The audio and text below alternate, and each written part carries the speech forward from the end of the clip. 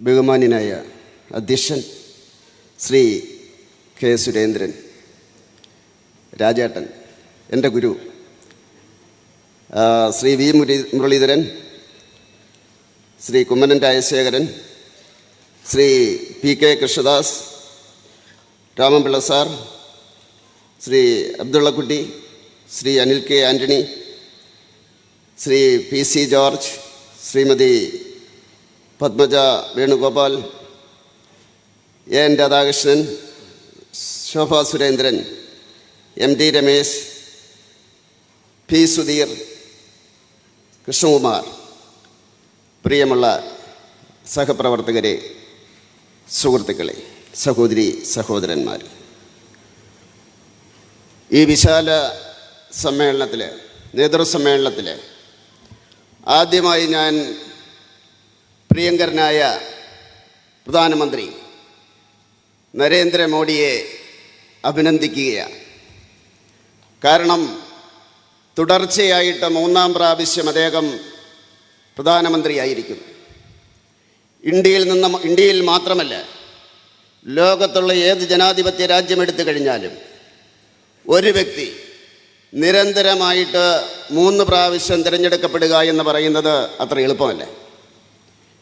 ഇന്ത്യയിൽ തന്നെ ഇന്ദിരാഗാന്ധി, ബംഗ്ലാദേശ് യുദ്ധം ജയിച്ച ഇന്ദിരാഗാന്ധി 3-ാം പ്രാവശ്യം പരാജയപ്പെട്ടു.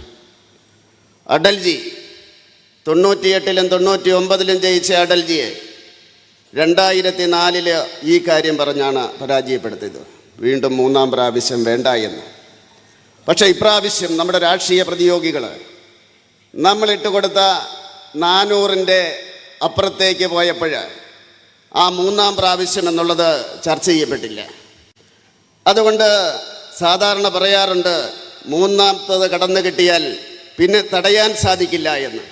ഇനി നരേന്ദ്രമോദിയെ തടയുക എന്ന് പറയുന്നത് രാഷ്ട്രീയ പ്രതിയോഗികൾക്ക് സാധ്യമല്ല എന്ന് പറയുവാൻ ഞാൻ ആഗ്രഹിക്കുകയാണ്.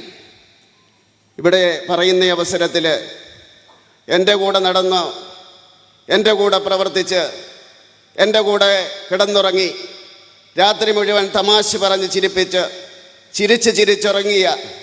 ഉറക്കിയ ജയകൃഷ്ണൻ മാഷിനെ ഞാൻ ഓർക്കുകയാണ്. അനേകം ബലിദാനികളെ ഓർക്കുന്നു, കൂടെ നടന്നവരെ കഴിഞ്ഞ പതിറ്റാണ്ടുകളിൽ മുഴുവൻ. അവസാനമായിട്ട് നമുക്കറിയാം, രഞ്ജിത്ത് ശ്രീനിവാസനും പാലക്കാട്ടെ ശ്രീനിവാസേട്ടനും.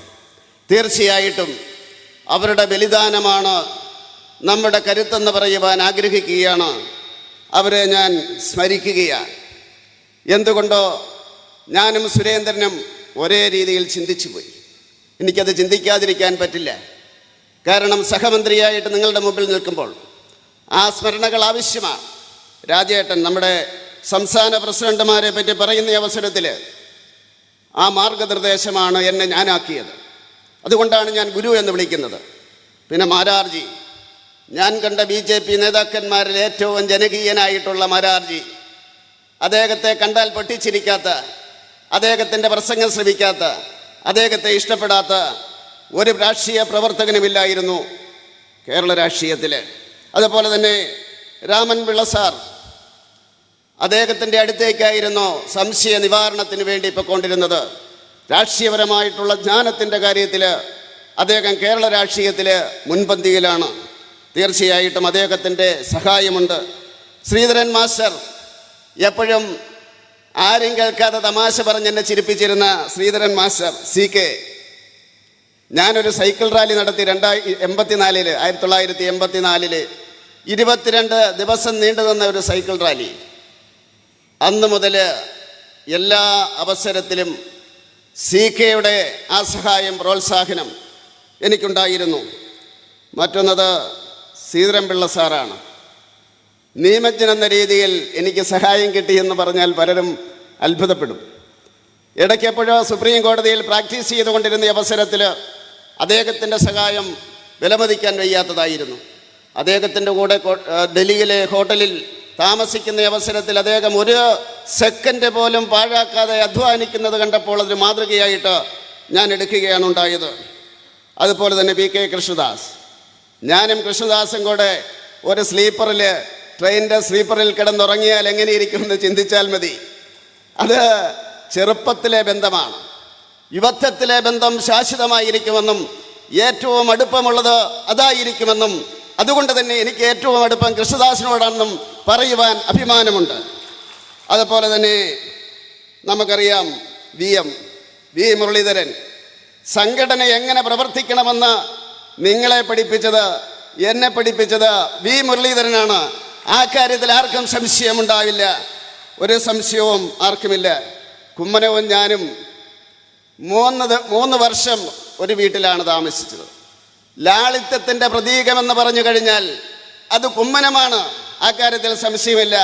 മാത്രമല്ല, ഞാൻ വൈസ് പ്രസിഡൻ്റായിരുന്ന എന്നെ സാധാരണ ജനറൽ സെക്രട്ടറിയാണ് ഓഫീസ് ഇൻചാർജ് ആക്കുന്നത്. എന്നെ ആദ്യമാക്കിയത് കുമ്മനമാണ്.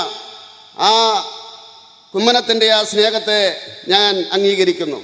കേരള രാഷ്ട്രീയത്തിൽ ഞാൻ കണ്ട ഏറ്റവും നല്ല രാഷ്ട്രീയക്കാരൻ അത് കെ സുരേന്ദ്രനാണെന്ന് പറയുന്നതിൽ യാതൊരു സംശയവും വേണ്ട.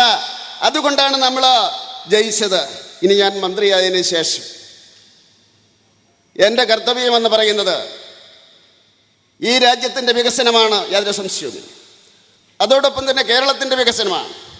അതിൻ്റെ അകത്ത് രാഷ്ട്രീയമുണ്ടാവില്ല, യാതൊരു സംശയവും വേണ്ട.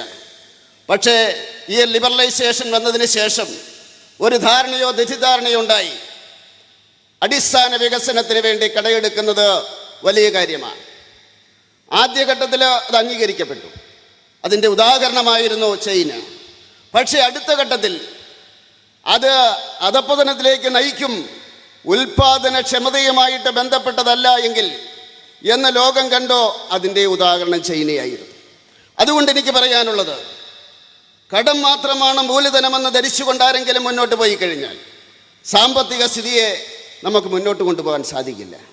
മാത്രമല്ല, ഭാരതം ഇന്ന് 5-ാം സ്ഥാനത്ത് നിന്ന് 3-ാം സ്ഥാനത്തേക്ക് കുതിക്കുകയാണ്. ലോകരാഷ്ട്രങ്ങൾ മത്സരിച്ചു കൊണ്ടിരിക്കുകയാണ്. തീർച്ചയായിട്ടും ആ ചിന്ത എല്ലാ ഭരണാധികാരികൾക്കും ഉണ്ടാകണം, എല്ലാ രാഷ്ട്രീയ പാർട്ടിക്കും ഉണ്ടാകണമെന്ന് ഞാൻ അഭ്യർത്ഥിക്കുകയാണ്. അവസാനമായി, ഞാൻ മന്ത്രിയാകാൻ കാരണം നിങ്ങളാണ്. അത് നിങ്ങൾക്കറിയാം. എന്നോട് പ്രധാനമന്ത്രി പറഞ്ഞത് നിങ്ങളെ മന്ത്രിയാക്കുന്നത് പ്രവർത്തകർക്ക് വേണ്ടിയാണെന്നാണ്.